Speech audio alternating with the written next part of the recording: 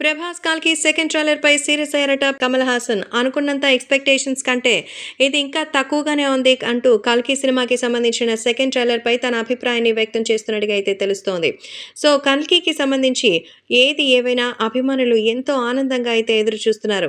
కల్కి 2898 ఏడీలో ఇప్పటికే ప్రభాస్తో పాటు ఎంతో మంది స్టార్ సెలబ్రిటీస్ గెస్ట్ రోల్లో కూడా పర్ఫామ్ చేస్తున్నారని అయితే తెలుస్తోంది.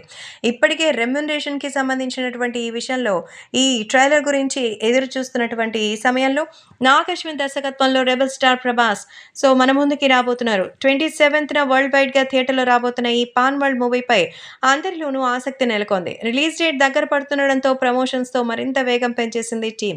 తాజాగా మూవీ నుంచి రిలీజ్ ట్రైలర్ ని రిలీజ్ చేశారు. ఈ ట్రైలర్ అంచనాలు మరింత పెంచేసింది.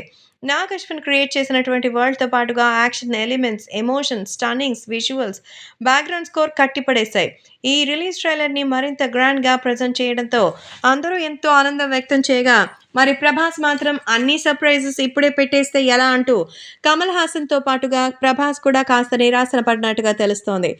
వాళ్ళు చాలా కష్టపడ్డారు కదా, కాబట్టి ఇంకా సర్ప్రైజెస్ని మెయింటైన్ చేయాలనుకున్నట్టున్నారు.